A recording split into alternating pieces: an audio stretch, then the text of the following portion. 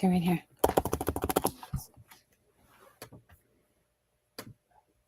Where's your mom? It's good.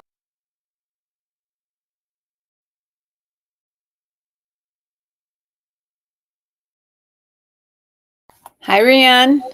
Hi, can you hear me? I can hear you perfectly. Can you hear me okay? Yes, and I see Atlas behind you. So we have a special visitor. I'm very excited. It looks like Shabru, which I believe, I don't know your name, but I think your name is Sharon, is already here in chat. And this person was someone who was at the summit and is now joining us here to continue the conversation. And so we will get to all of the post game show of the summit momentarily. But before we dive into that, hey Sharon, Riane, remember to click the chat icon, remember, so you can see the chats come through. Do you see that on your screen? The chat. Wait a minute. Plus? No, it should be on the right margin. Settings? No, it's at channels chat. Yeah, just click chat and then you should see. Oh, okay. I see that now. Okay, great. So Sharon, we want to hear all of your thoughts about the summit and any questions that you might have. But before we do that, I have my own duty and responsibility as a primary caretaker of this little cherub. He's my youngest. And when I think about all of the things that I'm trying to do, from raising money for hospitals in Southern Sudan to trying to develop a new world order, I still believe one of the most important things that I deliver to the world is a son who asks questions of himself and the stories that he has presented differently than previous generations. And so here is this little experiment of mine. And his homework assignment today has 2 questions for the adults in the house. And I'm enlisting Riane as an intern for the feedback for how we're going to answer the questions. And the first question is, and Sharon, I would love your thoughts, and anybody else who wants to weigh in on this, but it's specifically geared toward an adult. And the question is, what is simplicity? What is simplicity? What is simplicity? My goodness. Well, that's a profound question. It's probably an important one for a young boy. Do you want to tell us what simplicity is first? Well, what is simplicity? What do you understand simplicity to be? Nothing. Okay, well, that's one version. Shocking. What's another series of words that you would use to describe simplicity? I have no idea. Really? All right, Riane. I guess we have to start at square one. I'm not doing a very good job. Well, simplicity is like being calm and being slow and being present, basic. Oh, David Goldberg just chimed in. Said simplicity is living a life in such a way that the intricacies of life don't weigh you down. Something we can understand, Sharon said. Simplicity is something that we can understand. Like, it doesn't have a lot of ingredients. If we were to give a young boy directions on how to see simplicity in their life, what would it be? You didn't mention basic. Basic. What do you think, Riane?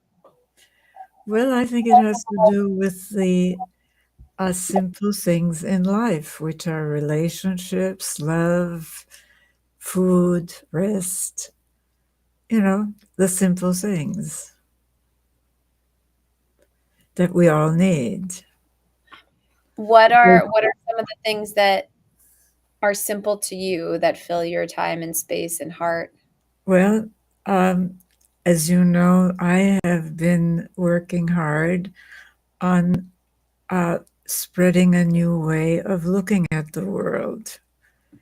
The domination, partnership, social scale, rather than these categories that we inherited, right, left, religious, secular, Eastern, Western, Northern, Southern, which we inherited from more authoritarian, violent times, and which fragment our consciousness, keeping our mind off the basics.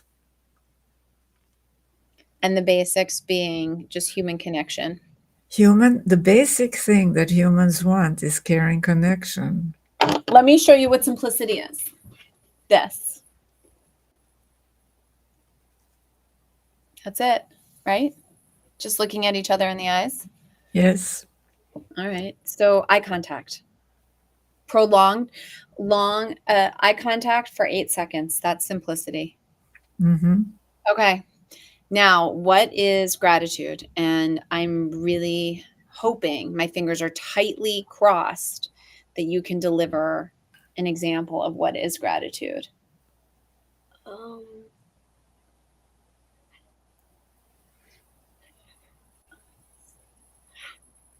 Okay, I swear to God, we do talk about these things all the time. Well, what are you grateful for?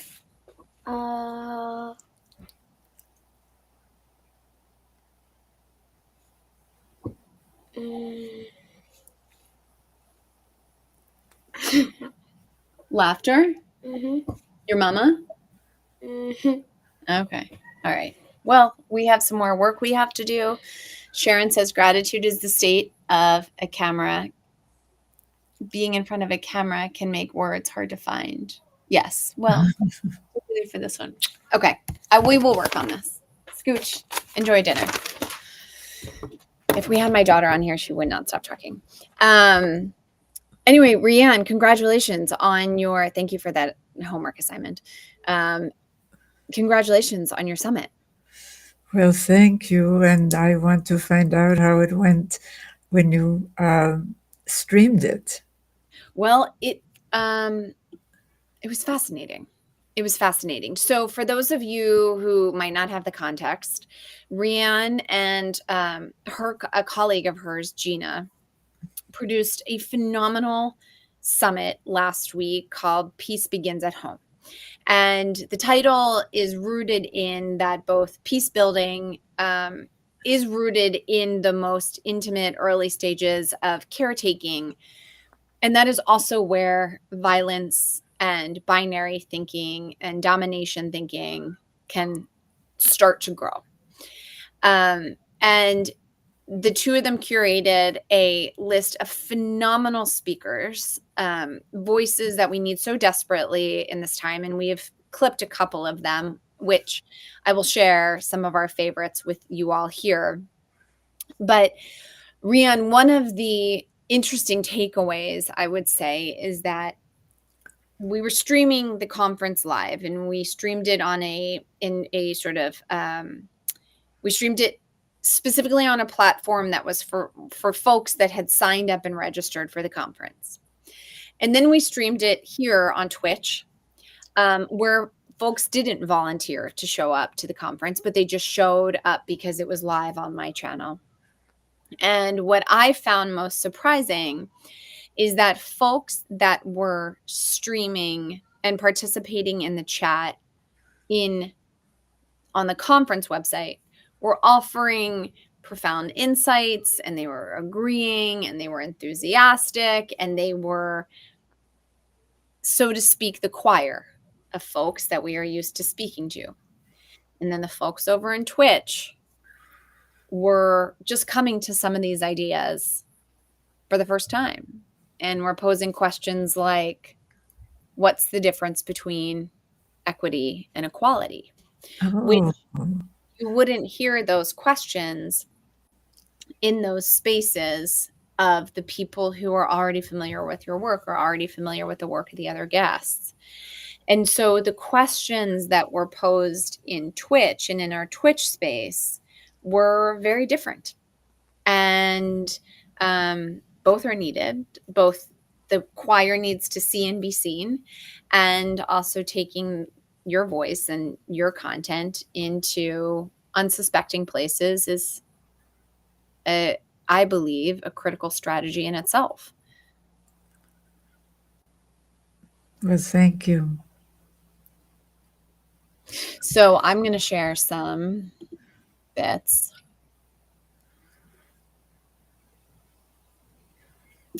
This is one piece that there were so many. There were just so many. But this is one comment that I really, really liked a lot. There we go.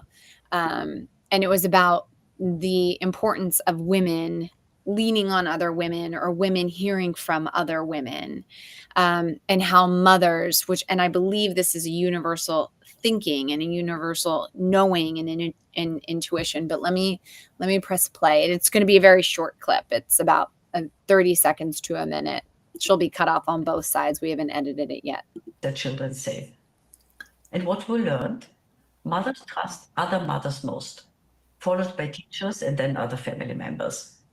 And they were very... Oh, wait, let me restart that. We did a survey with over 1,000 concerned mothers of adolescent boys, at that time adolescent boys, because they were more prone to tend to join radical groups, extremist groups. And we explored what these mothers feared, these concerned mothers, whom they trusted, and what they needed to keep their children safe. And what we learned, mothers trust other mothers most, followed by teachers and then other family members. And they were very...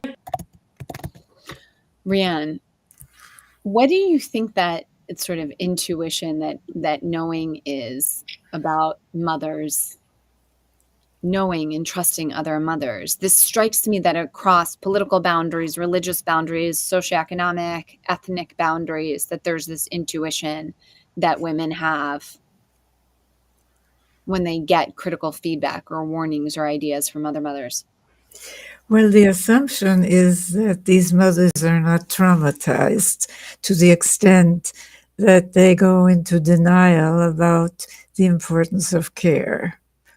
And the experience of motherhood, as you exemplify, is, of course, the experience of caring. Caring for a human being that we are charged with caring. So I can see why they would trust other mothers more, because they would share, I hope, that experience. Talk to me about what you mean by assuming that women understand the importance of caregiving, caretaking. What is your flag about women being potentially traumatized? Well, in some cultures, and we've inherited this in our culture, caring is really conflated with coercion. You will do as I say, with obedience to orders. And children certainly need some limits, but what experts in the field tell us is to switch from authoritarian parenting to what they call authoritative parenting. And there are many definitions of what authoritative means. And it's like, in a way, flying the airplane while you're building it.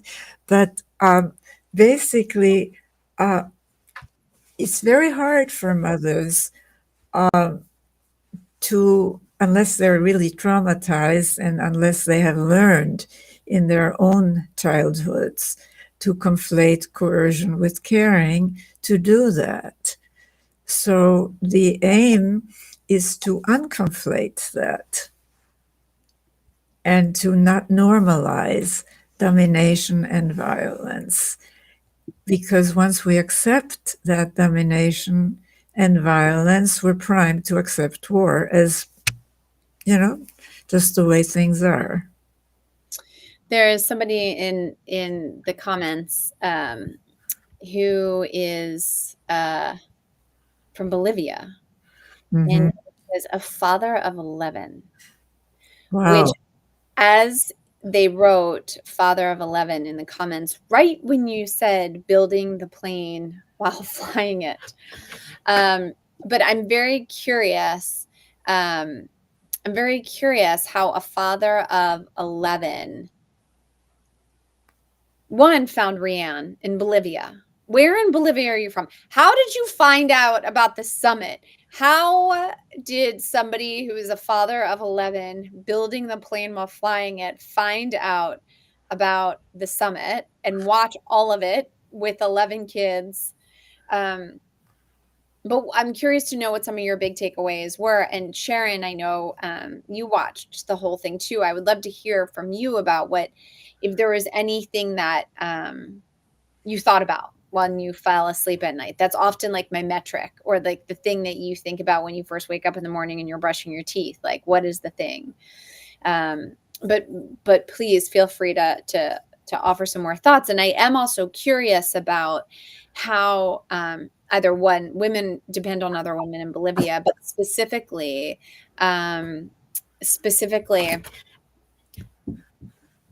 if there are any cultural differences in how we raise boys. I'm going to offer this clip,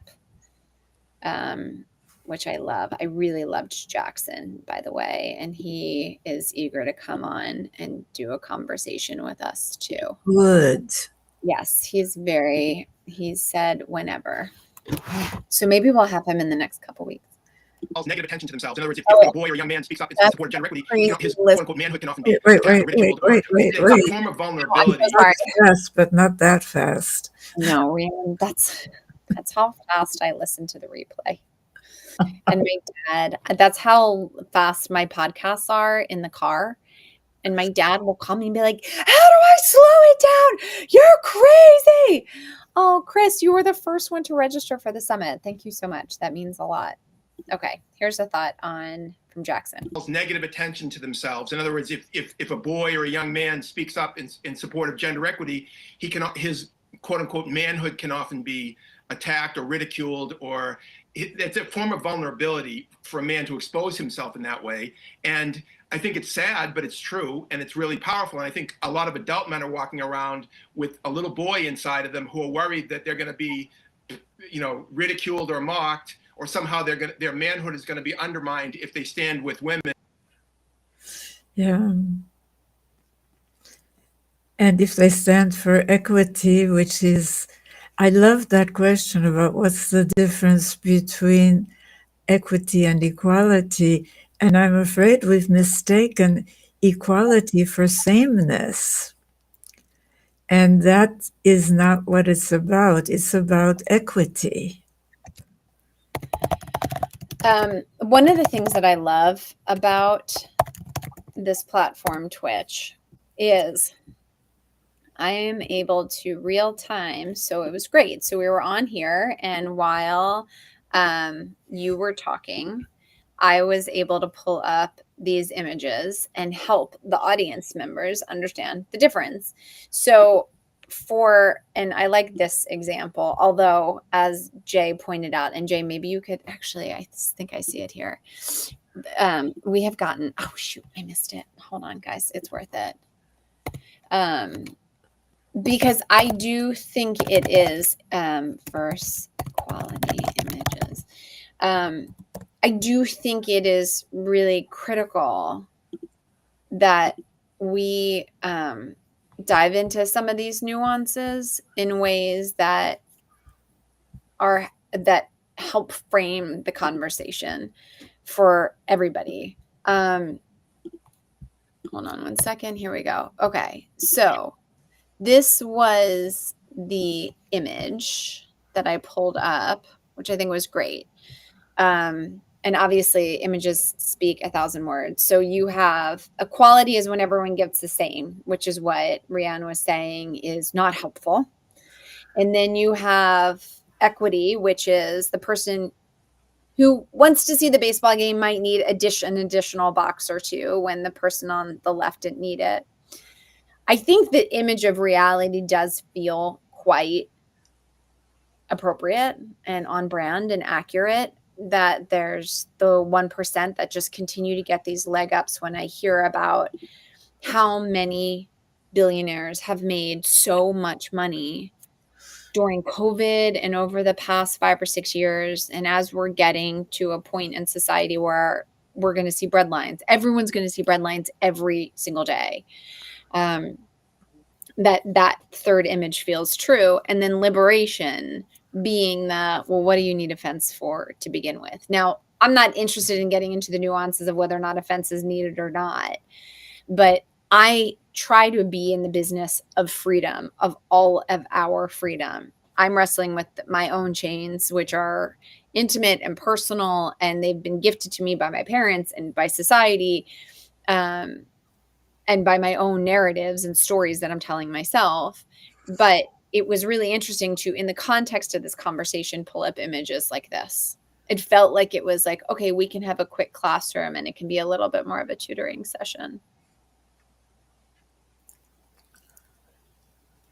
Yeah, Sharon, I think this image, and then there's, and Jay, who's producing behind the scenes. I can't remember if we've since complicated it even more and added more boxes to the right, but if we are, it would be great for you to find it and share it with us.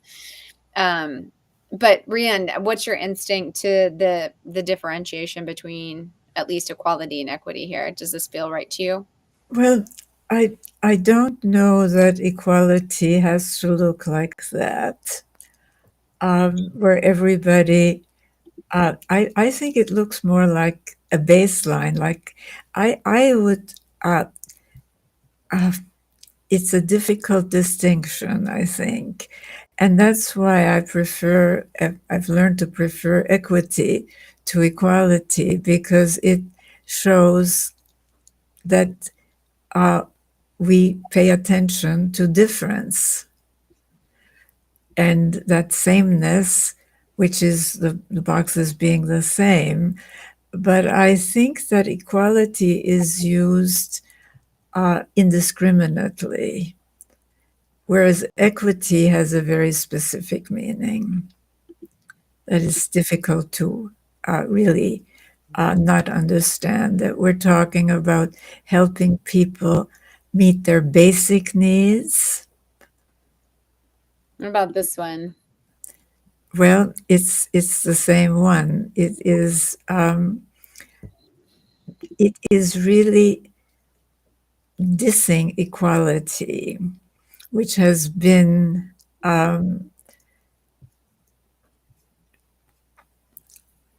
well, equality can look like that, you give everyone the same, but the same box, right, to stand on. But it's a semantic issue, frankly. The issue is, do we care for everyone in the society or don't we? And equity does imply some degree of care to me. I'm trying to find more sophisticated images. I don't know, Jay, if you can find any. So anyway, so that was but I do really like your note about society taking care of everybody. I live in the suburbs of Philadelphia, and we have a new YMCA that was built 2 miles from the house. And I am really moved by the YMCA model. It is there's I want to say there's like 2,500 YMCAs across the country. And they initially started because they were the primary food distribution to American active military post World War II. And they realized that communities around the country really needed some more support. When I think of YMCA, this is like pre the YMCA history. I think of like swimming lessons and places where folks can go and play pickup basketball.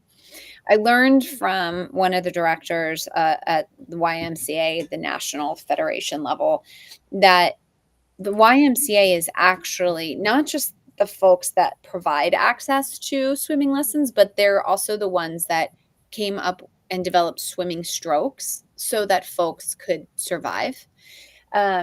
They are one of the only places, at least in our community, where it happens to be where you vote. I voted there today.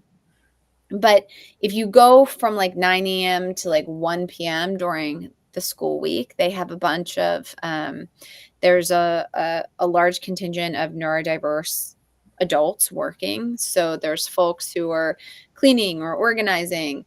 They're one of the largest providers of childcare in the country, and especially during COVID, as Jay pointed out. But what is so fascinating to me about the YMCA is that from a life logistic perspective, it meets everybody at different levels wherever they are. So they have like the Silver Sneaker Club. That's what it's called, the Silver Sneaker Club, which is for my dad, 75-year-old. They have walking clubs inside on the indoor track, and depending on weather, outside, steeply discounted for the silver sneakers. But then for like young families like myself, they have a family locker room next to the women's and the men's locker room. And that family locker room has like very large stalls, because they know that it's often parents who are in these large stalls with kids, with lots of benches and clothes flying all over the place, and large lockers. There is everything in the building is ADA accessible. And one of it just, from an actual business and systems structure, it is entirely inclusive, meeting everybody where they are, meeting the needs of everybody. And it feels like it's an equity oriented place. As you said, it wants everybody there. Everyone has a place there. And it wasn't always that way, because in the South, for example, of the United States, there was segregation, as you know. And a lot of the YMCAs were, as was the custom in the South at that time, segregated. So the YMCA has really moved towards partnership, from domination, from saving the goodies, if you will, only for the in-group, and not the out-group.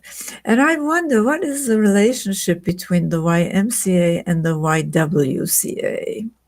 I don't know, but I'm going to have the director of the YMCA federally come back on, because she was just like, and then the YMCA does this and this and this. And it was like, I feel like I only know 3% of the programs that they offer the community. I don't know the difference between the YMCA and the YWCA, but just from a perspective of like, it just meets everybody's needs and is no burden on anybody. Everyone is included, and everyone can feel like they belong somewhere. And it's like a center square. I just think more YMCAs need to be thriving as much as the one that I'm blessed to have near my home. I do want to go back to Chris from Bolivia, and Sharon, I feel free to add some of your thoughts or questions or outtakes from the summit. Chris says, I'm French, living in Bolivia with his family for 16 years now, and they've all grown up. I'm so curious if he raised all 10 of them in Bolivia. And he wrote books about their journey and insights, from home births across 4 continents. Ooh! To education principles, discovery to coeducation with local society. We need whole villages to raise children. I really feel that. It's been this whole nuclear family experiment as a mom is really, really challenging. Well, but I think he also wrote about It Takes a Village. And that's what I'm curious about. How did he find the village? I'd love to know that, because it does take a village. And of course, this is alloparenting, which is very old. A lot of the indigenous, more partnership-oriented societies have that, where everybody feels connected to everyone's children. Yeah, it seems like, and Riane, you might know this better than I, but that the kibbutzes in Israel, that there's like a central place. I often daydream. I would love to be the primary caretaker for like all the kids under 8. Like they can all come and sleep under my roof, and I really love connecting, and I feel like I do a good job of connecting with young kids. No one wants me cooking dinner for the community. I'm a good organizer and I'm excellent with kids. But this is like where the village mentality, I'm so desperate for it. I think people are so desperate for it today. And I just don't know how you rebuild that, how you create that. Well, this is what our village is named Samaipata, at the heart of Bolivia. Well, I'd like to know more about Samaipata. I'm going to find it. I just have to spell it correctly. Samaipata. Samaipata. Bolivia. Town in Bolivia. Oh my gosh, it's beautiful. Hold on. Add screen share. Samaipata. Oh, now we've got a toucan. Can you all see that okay? Nope, we Nope. are not seeing it. Okay, hold on one second. Screen share. Samaipata. Share. Samaipata. Here we go. So what? It shows a bird. I see the bird. I see a beautiful countryside. Beautiful. Where is this? Samaipata. And where is it in the Oh my God, relation? it's in the smack middle of Bolivia. Look at that. All right. Where Wow. is it in relation to Bogota? Let's see. I'm embarrassed to say I don't know where Bogota is on the map. Where is Bogota? In Bogota is not in Bolivia. It is in Colombia. It's very far. Here's Colombia. Here's Bolivia. Here's La Paz. Wow, it looks really far. Okay, what else do we want to know about Samipata? Oh, wow. Bolivian village you must experience. Yeah. My first book. Is this Chris? Yes, I guess this is his book. No, this is Priyan and Gupta. Okay. Wait, is that him? Journeys Beyond Within. Well, it looks beautiful. But I'd like to know about it. Now, this book is by somebody called Gupta. Yeah, this isn't Chris. Or maybe it is Chris. Maybe it is. We don't know. Swim and how many people are in this village and how did they learn about it? Yeah, how did he end up in Bolivia? Let's see. Have you spent any time in Bolivia? It's what? Have you spent any time in Bolivia? No, I haven't. It's the World Heritage Site. Look at that. Oh my God. Chris is probably like, folks, let me just drive this for you. Oh, I wonder if that's Chris.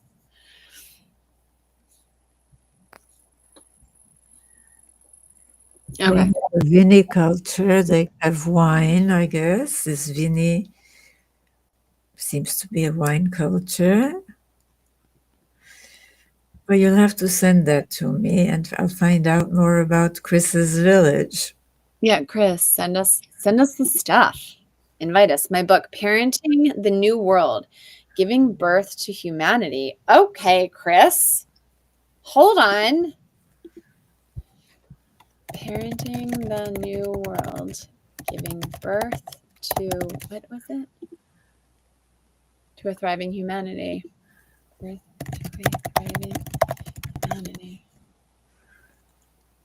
Parenting the New World. Here it is. Here's Chris. Chris, did you know you were going to get this? Lights for the New World, Living Naturally and Peacefully in Adulthood. There he is. Parenting the New World. Well, this is fascinating. And when did the book come out? Can't tell. 2025. Parent. It's Oh. just coming out now. It just came out now. Well, I'm glad we're able to publicize it. Chris, can you send one to Riane? The Gift of Natural Education to Humanity. Parenting the New World. Show details.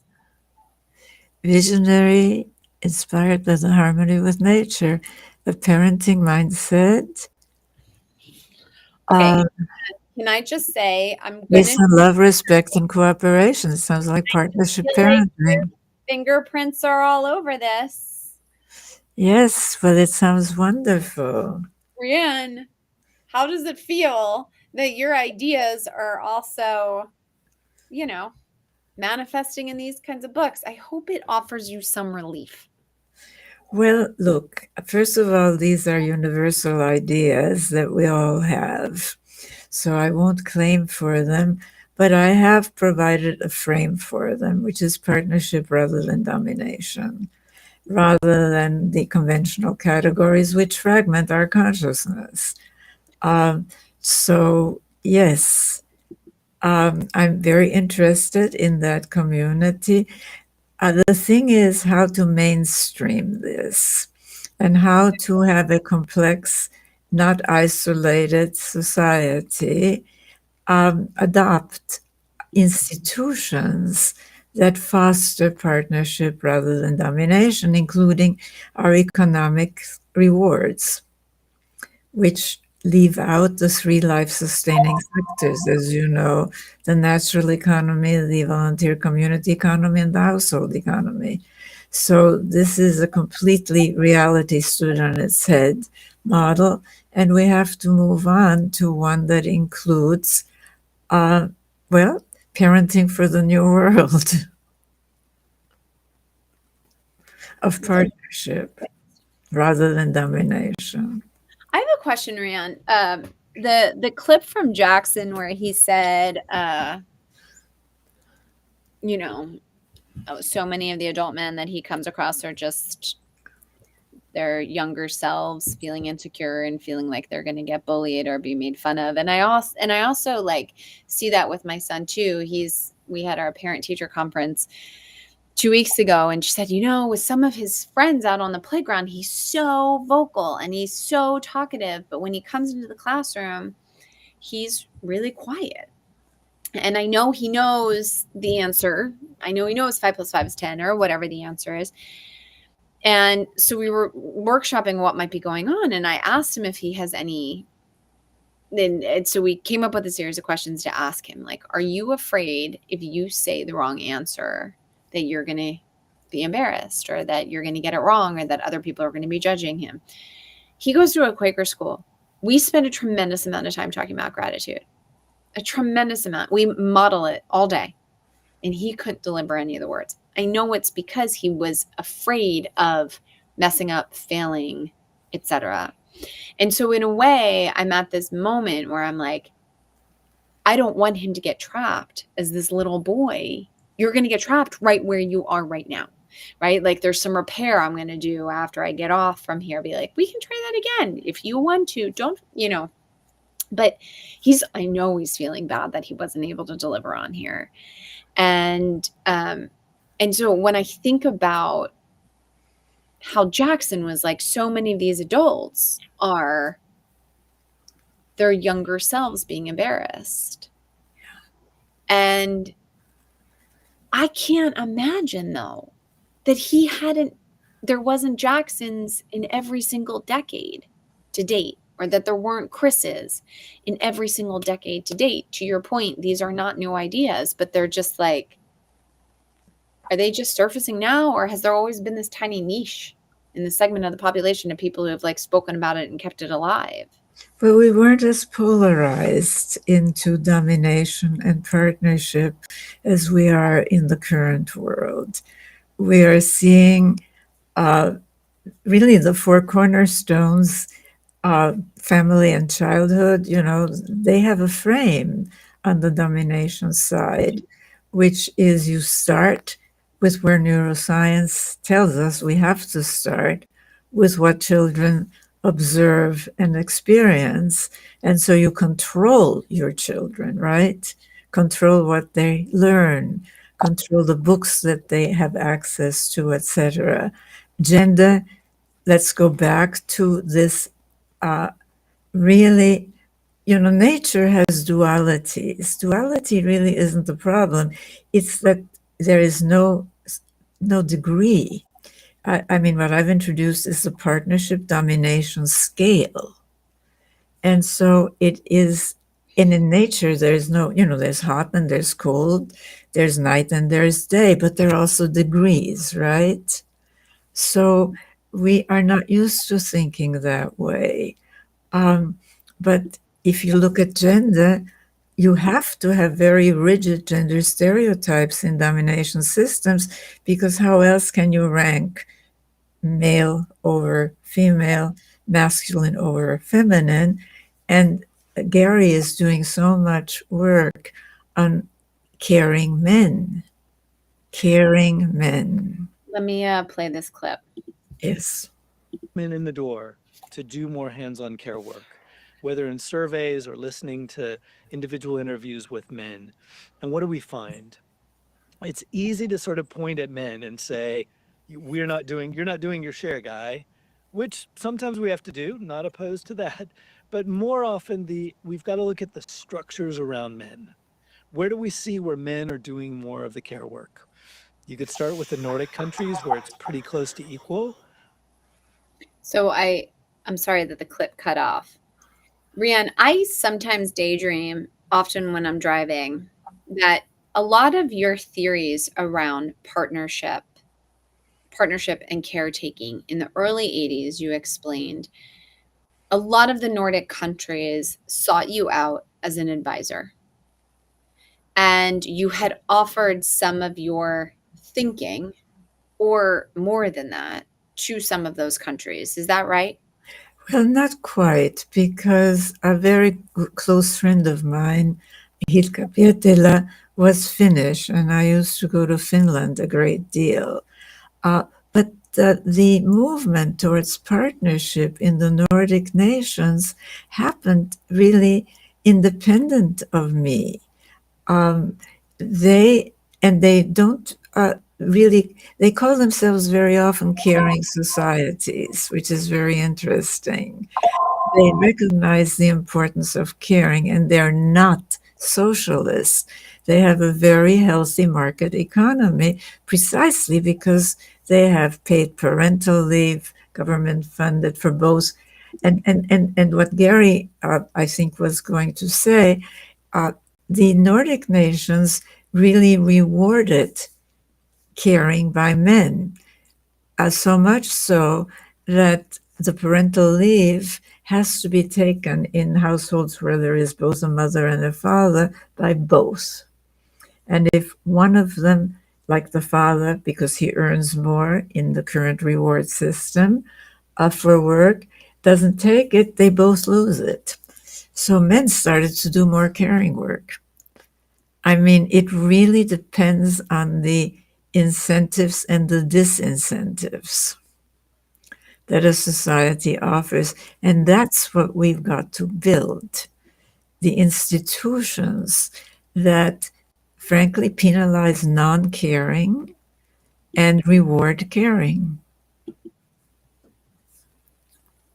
Care at home, because we signify care to children, to boys and girls, and in our workplaces. And if you watch it on television, we still too often signify care as being feminine, that Yes. men aren't supposed to do it, that we're not very good at it. If we look at the stories told on television, there's a lot of stories of bumbling dads, and we laugh about it because dads don't seem to know how to do stuff. If we look at the workplace, women are far more likely to access or have access to paid leave. If we look at Well, the thing that he's trying to say is that caring is a human capacity. It is not only a female capacity. And this is the thing.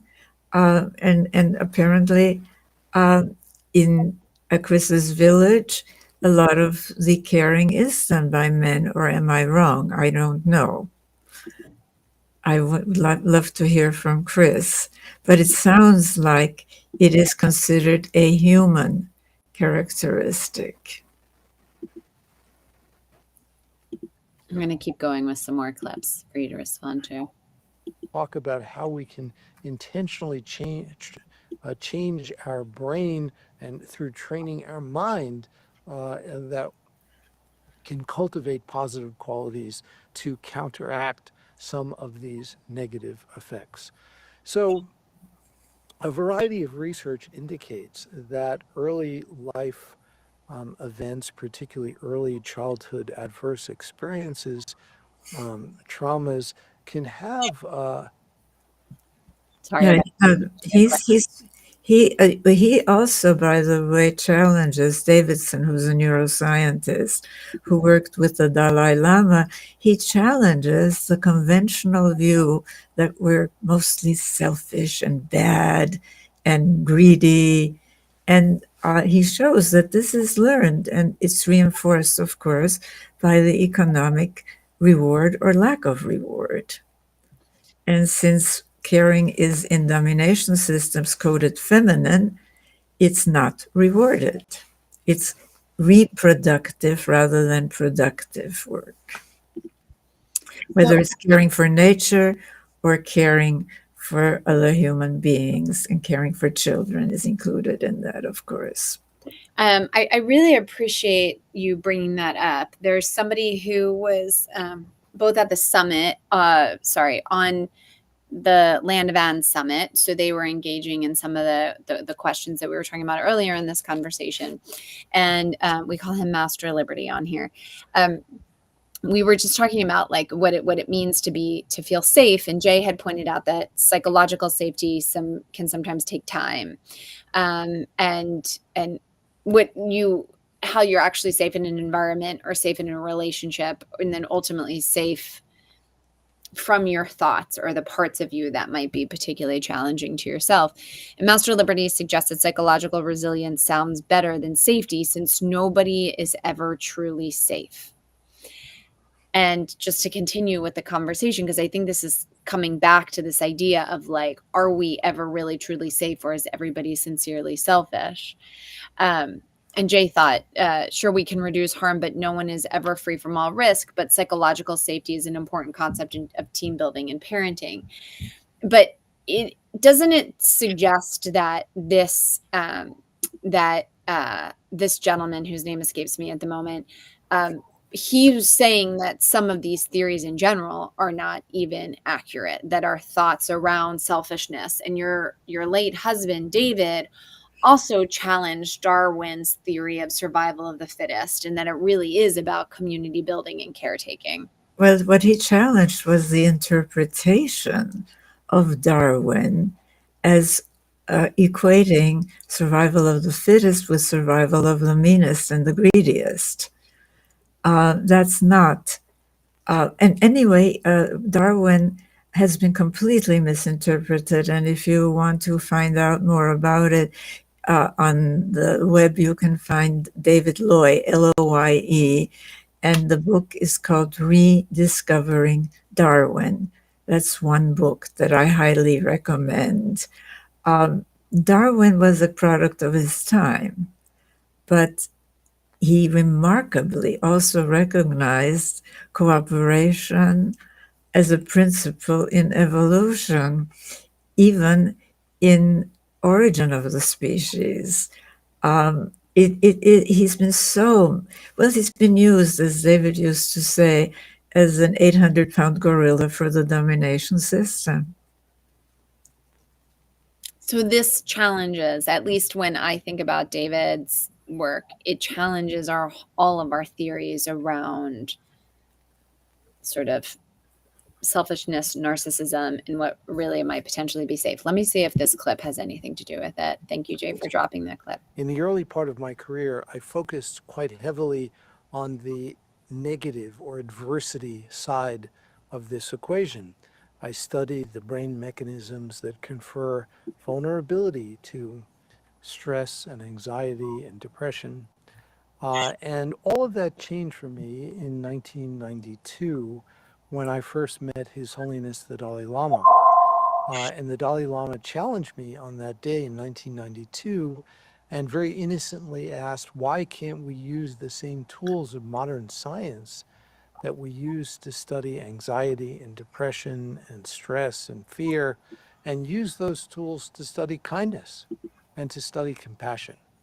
And that was a wake-up call for me that led to a dramatic pivot toward these positive qualities of the human mind. Now it turns out that the adversity. Yeah, and that's the part that where he starts talking, that it turns out that the adversity-centered view of humanity is totally been debunked, and yet we because this, I mean, the news of it comes to us, but it comes in bits and pieces rather than within a frame. I mean, what kind of brain do you need, really? Do you need a traumatized brain? Yes. To keep domination going? You sure as heck do. You need denial, denial of climate change, denial of COVID, denial of election results. You need that. You need to follow the leader. And you need to know that, what some of the so-called Christian, which are not Christian by any means of any way you want to interpret this, some of these, quote, parenting guides advising parents to accustom children, babies, 18 months old babies, to the fact that in their minds, the parents' word is law. The parents' word is law. You get that. You get caring and conflated with coercion, right? With obedience, rote obedience out of fear. And we mistake respect for fear. Mm-hmm. And that's part of the socialization. That's why it's so important to look at things like caring, which is coded feminine, to look at parenting, at caregiving, which is a human characteristic, rather than really a female characteristic. I mean, we may be, as women, I mean, we do give milk through our breasts, we do give birth.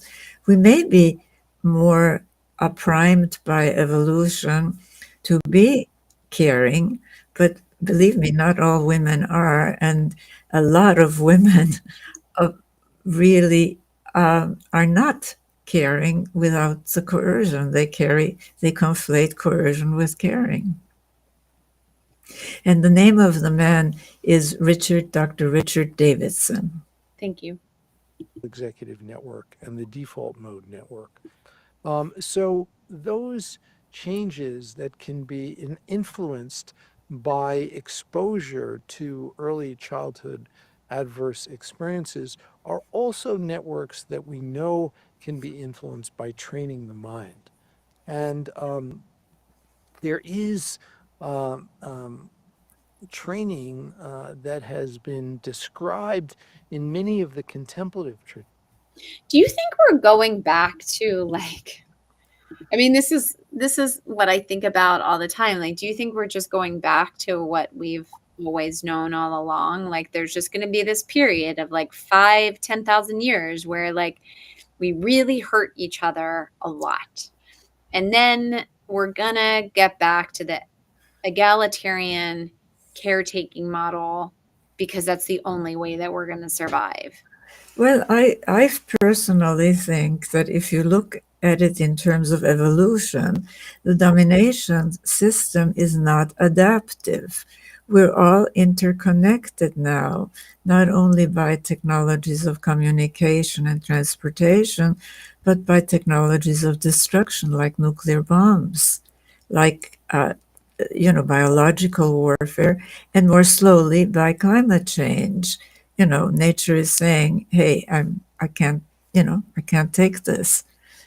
You better change, or or extinction, or out." That's right. Or else idiots. Yeah. But see, that is not the solution, and neither is technology. Technology can help, goodness knows, but like AI, I mean, AI can be our friend if it's programmed, our helper, if it's programmed for partnership, but if it's programmed for domination, we have every reason in the world to be really, really very leery of AI. It depends on the programming. Can I make an attempt to bring it back to the election today? Yes. I just got a news push that I think the Democrats are going to win Virginia, which is really was the one state that I was quite concerned about. Hold on, let me see. Time check 1 hour. But I think we won Virginia. It looks like at least a couple of hours ago, like we were going to win New Jersey, Mickey Sherrill in New Jersey. Looks like Prop 15 California was also going to pass. Yeah, Abigail Spanberger did just win in Virginia. I mean, okay, so the left had a moment today, a moment of like, I'm not exhaling by any stretch of the imagination. But I went to my polling place at the YMCA, my favorite place, and I asked when you walk into the aisle before you enter the voting area, there's a table on the left with the Democrats of Montgomery County, Pennsylvania, and the Republicans, and they each have their own pamphlet. I don't have it, but they sort of like, here, if you want to go down ballot, here's, and it's a very confusing off cycle. It's like, do we want this for the court of common pleas? Like, I can't follow it, and I pay attention. And so I was asking both the tables, because I'm like the local political talking head that I'm like, so how are folks showing up today? And they were like, oh, we've had record turnout for an off cycle year. They're at like 1,700 people showed up today. I was like, oh, that's big. So there's a lot of people showing up for off cycle. Great. And then I said, are any of them coming in undecided? Like, oh, tell me your perspective on this judge, or on your perspective on this comptroller. No one has any perspectives on these folks. And they're like, yeah, that's not happening. And they said, and the person who is in charge of the Democratic table is a woman, Suzanne. And so she pulled me aside. She goes, Jenna, everyone's already made their decision before they came in. I was like, that sounds right. And then she goes, and it's right down the middle. The ladies move to our table and get our cheat sheet, and the men go get the cheat sheet from the Republican table. She's like, no one is shopping for any decisions. Everyone is just showing up to support their teams. Oh. And I know. And so here we have record turnout. Great.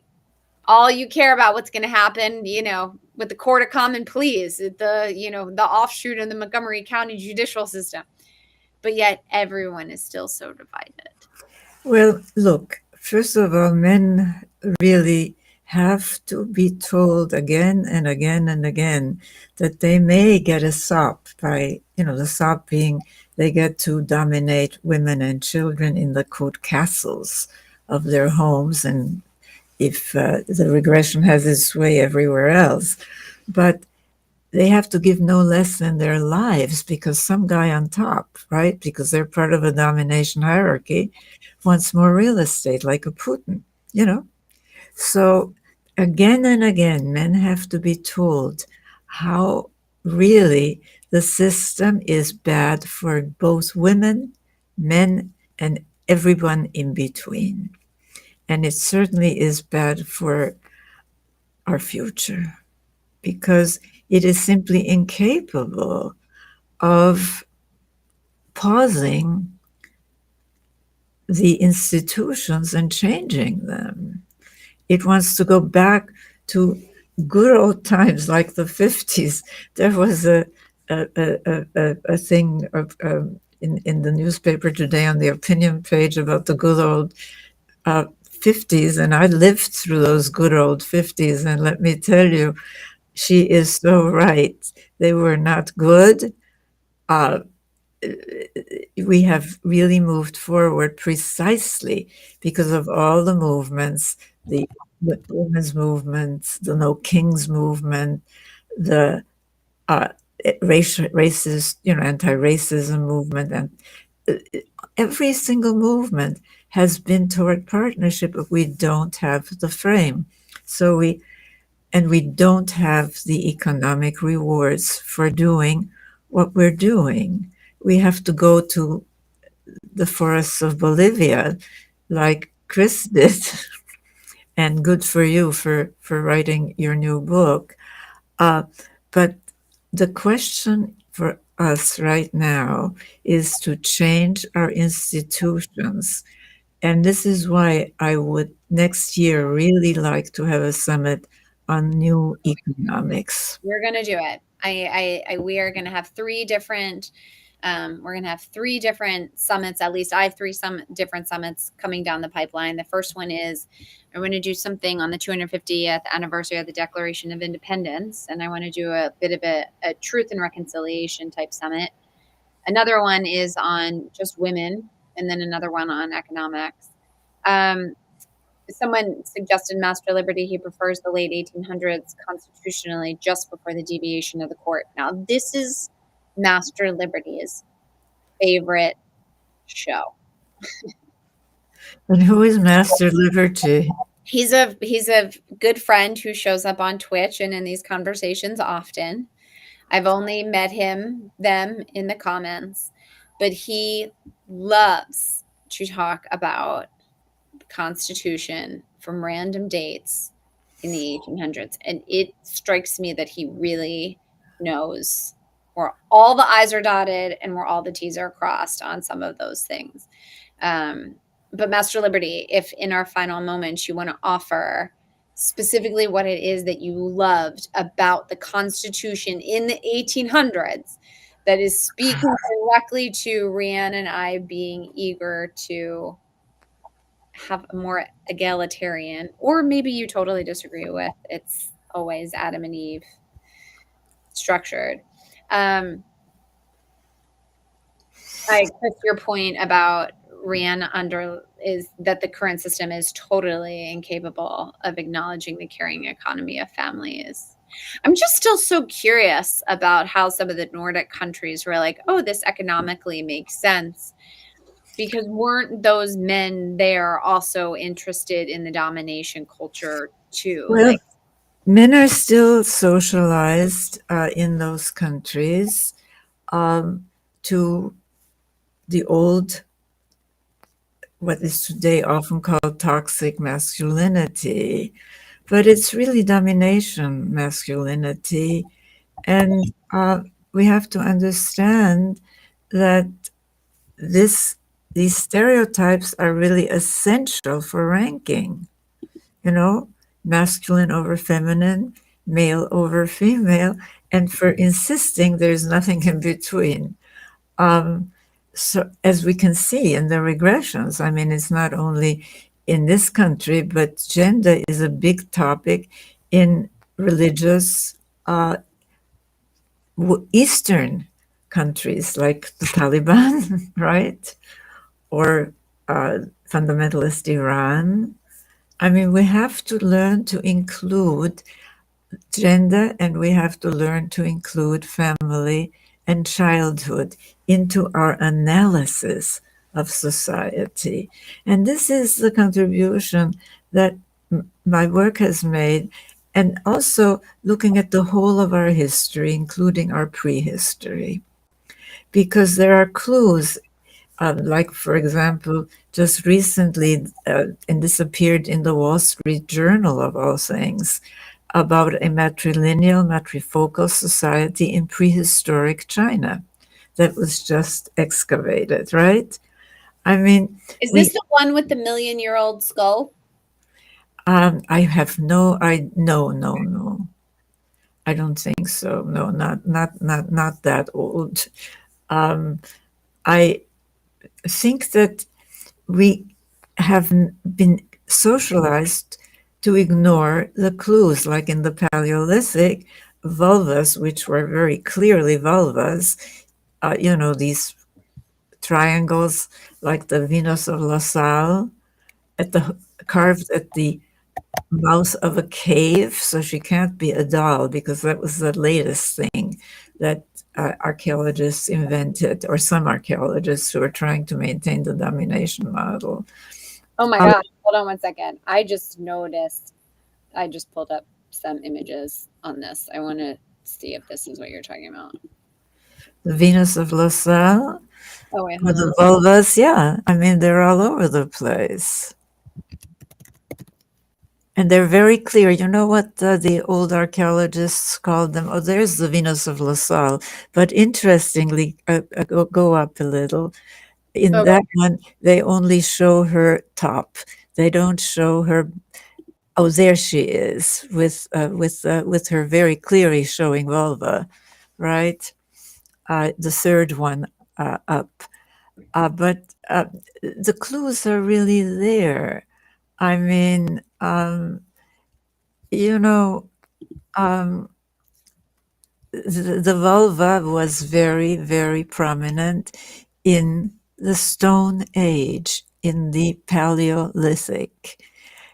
And women, an archaeologist who didn't publish this until he retired, okay, that goes to show you something, discovered that the fingers of male and female hands are configured a little differently. And that, guess what? He examined some of the handprints on the caves that have always been attributed to the males artists. And guess who they were? They were female hands. Wait, what am I Googling to see those? I forgot his name. It's in the epilogue to The Chalice and the Blade. And if you do get that, try to get a brand new copy. I'm going to have that ready for our conversation next week. Yes. I do want to, I want to, since I challenged Master Liberty to bring us back to the 1800s, and he did. What he said was, in the 1800s, people were more focused locally, indoors. The system was encouraged to change via amendment, to change naturally rather than by the opinion of a court. Senate was still state legislature based. And so you were more focused on your local elections, which would be especially nice today due to the internet making all of our actions public. Okay, we're a big fan of local change. However, everyone's just banging the same drum over here. The 14th didn't apply the Bill of Rights to the states with substantive. Master Liberty, I'm lost. Well, I think that trying to go back to find guidelines to the future is an old pastime that we do. And there's certainly a lot of wisdom, like even in our scriptures, you know, where this overlay of domination, at the core of the scriptures are teachings of partnership, you know, do unto others as you would have them do unto you, love, caring, etc. But there is this overlay. So if you take the scriptures literally, you really have a trouble. And this is the same thing with the Constitution. There were people who really saw ahead. But remember, most of the people who wrote our Constitution were slave owners. And they completely excluded women, even though, you know, they had a chance to include women. What's her name? Adams. I forgot her first Rachel. name. What was her name? Rachel Adams. She wrote her husband, don't forget the ladies. Well, the ladies were beside the point. So there's only so much that you can really get. You have to take it in the context of its time. And while there were some forward-thinking people there trying, I mean, they really tried to avoid this theocracy, okay? Because they had experienced it. And in that sense, we can learn from them. But we can't really learn. I mean, if you look at the early Constitution, for example,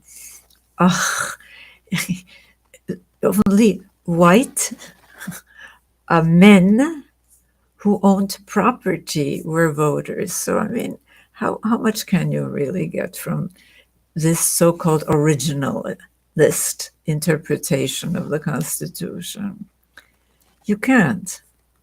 You go back to a more rigid domination system.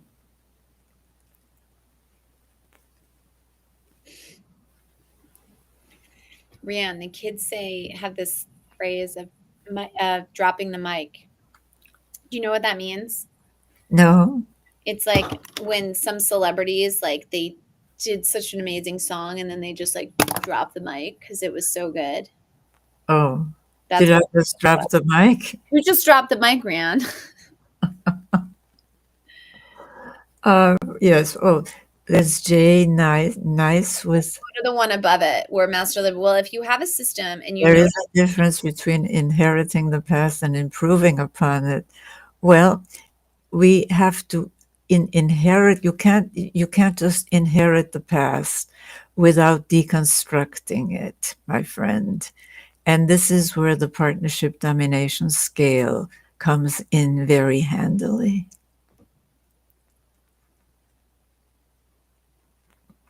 But well, if you have a system and you notice it doesn't work after a change, well, what does work mean and for whom? I mean, those are the questions that you really need to ask. After a change, then you analyze what it was like prior to the change. We learn from history, not by taking its sins, but its wisdom. Well, yeah, I guess, but the wisdom, even the wisdom of the founders of this wonderful country, envisioned only white propertied men voting, right? So how do you distinguish? That's the issue, and that's why we so urgently need a different frame. Because, you everybody always goes back to the same thing, what we inherited. And there's good to be found in religion, certain of love and of caring and of do unto others as you would have them do unto you, but not the overlay which vilifies woman. Eve is blamed for all of our ills, like Pandora, or like Odysseus, the hero. I didn't realize this.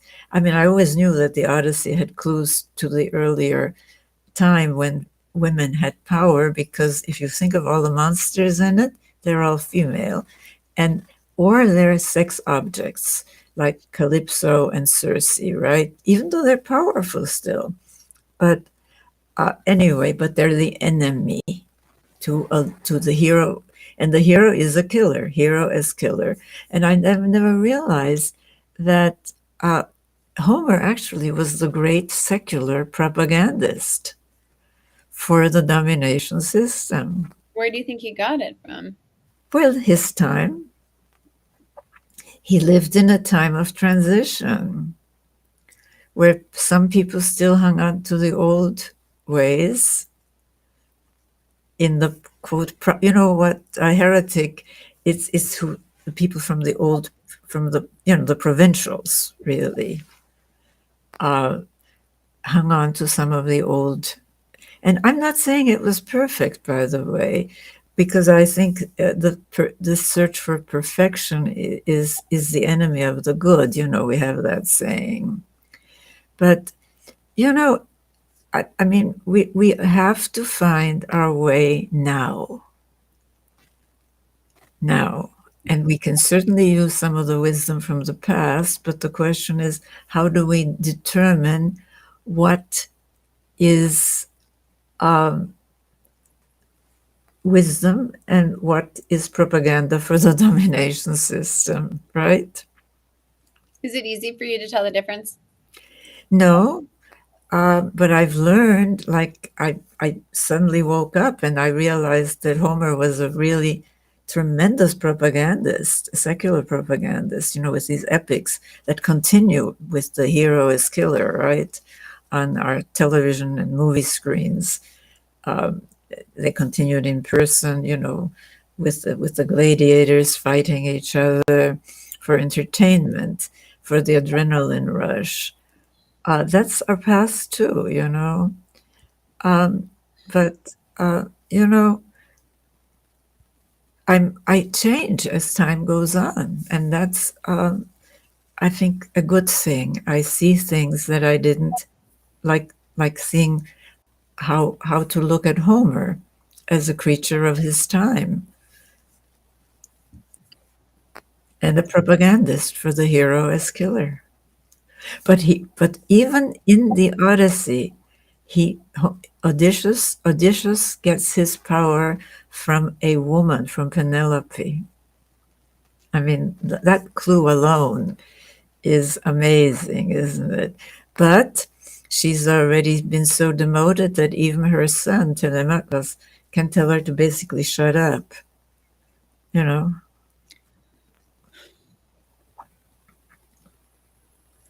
I have such issues with the obsession with Greek mythology and those stories.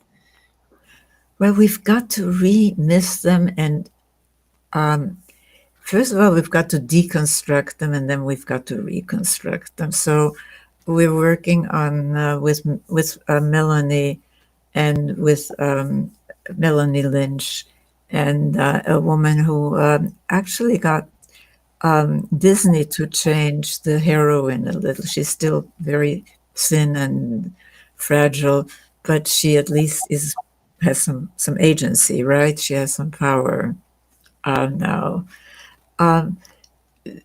We're working on how do we.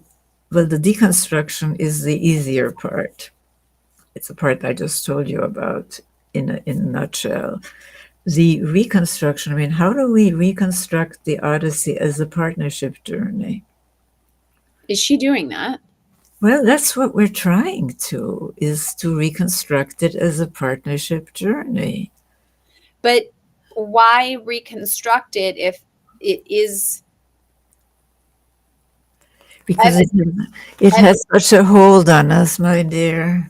Yeah, but isn't it like, it's not like you can deconstruct it in the same way you can deconstruct the First Testament, where it's like, no, the First Testament just talks about partnership and love. This is the copy. Whereas like the Iliad, don't you have to like, there's no salvaging it. Well, you may be right, but that's what we have to do. When I say to reconstruct it, I mean simply, and how would an epic look if it's a partnership journey? Okay. I love that. All right.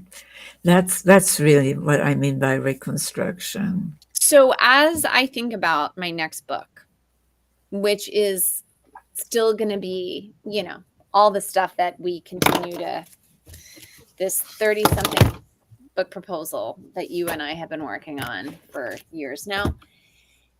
I love that idea, and we should pitch that idea to Netflix. We should pitch that to a major distribution platform, is that what if we rewrote the Iliad?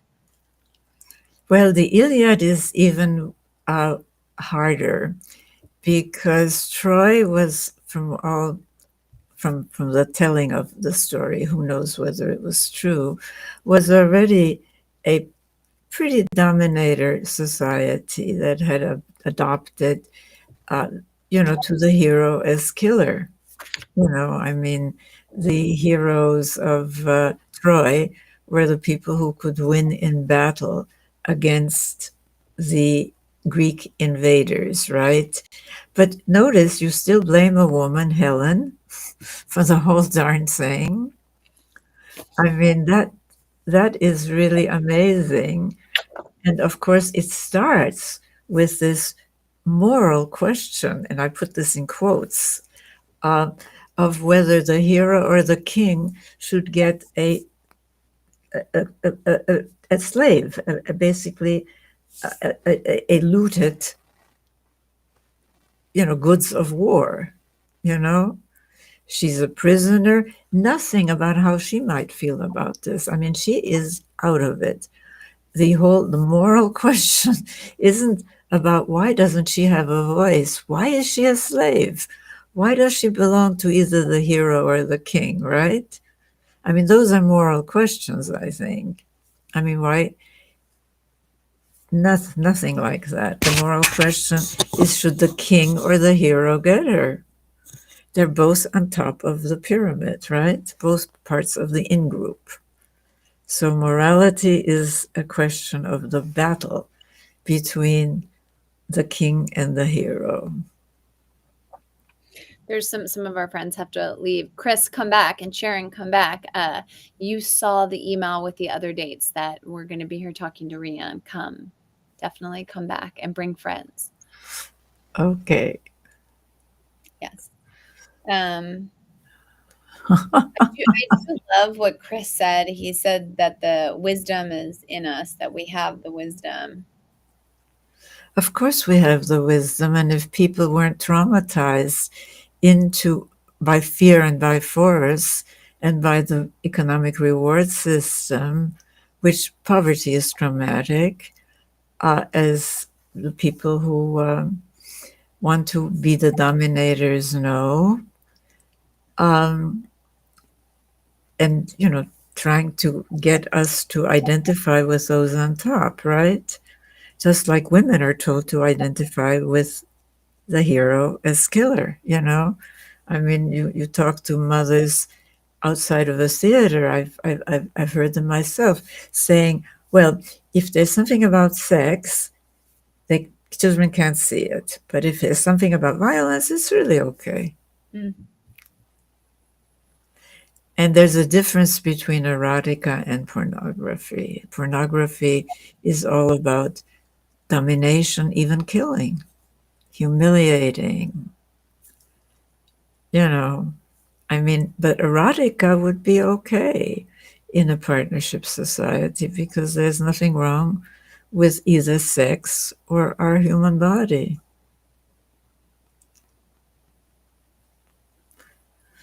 I mean, I could go on about the past because the norms were so different when I was growing up. Like, you couldn't teach school, for example, if you were pregnant, because you didn't want children to see that female form. Didn't you know that? My goodness. We don't know our history, do we? I mean, the important... Well, I knew when I was pregnant, I was wearing whatever I wanted. And sometimes my belly was popping out and sometimes it wasn't. And my mom would always say, oh my gosh, when I was pregnant, I had to wear like these long tent-like dresses that were like 10 yards of fabric just to cover this up. And here you're all in like tight belly dresses and bikinis with your belly popping out. She was like, we were doing everything we could to cover it up.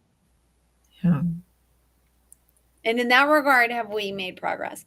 Of course, we've made progress in that regard.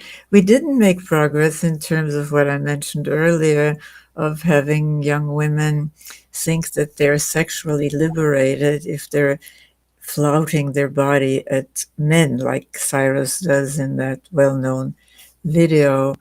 Where, I mean, he's an older man, he's fully dressed, and she's twerking all around him, scantily clad.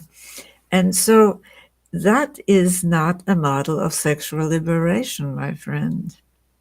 And she learned that, interestingly, but not at first.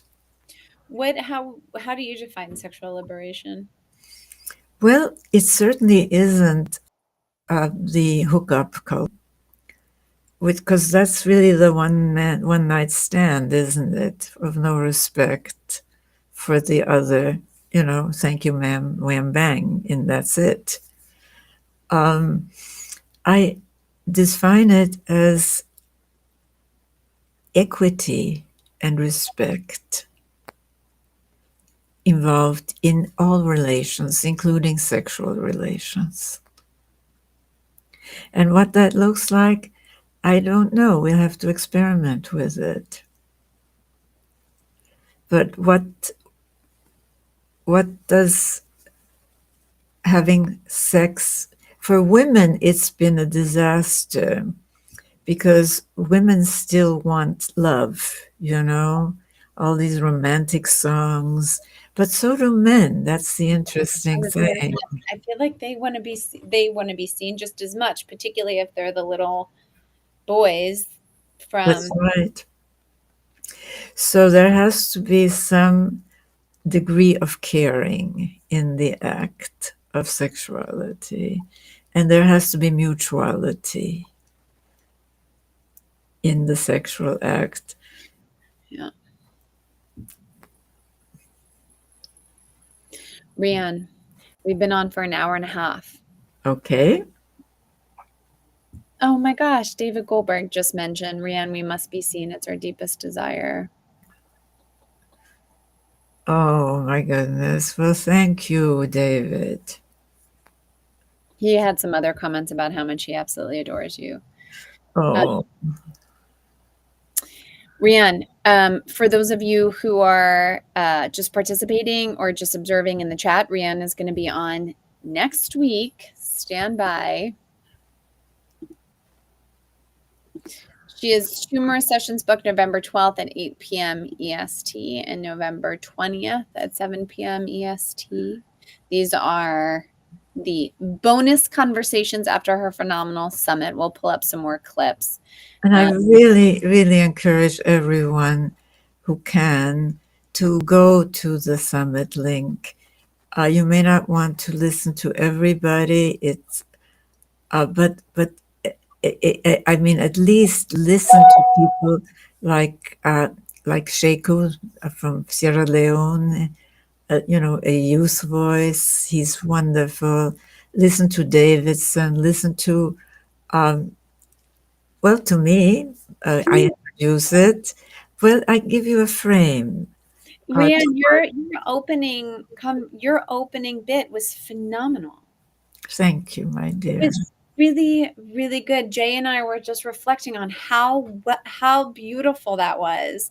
And that should be its own clip that we should put. Just your opening section should be its own clip that we'll put up on YouTube whenever we have the blessing of you and Gina to do that. But it's really, really well done.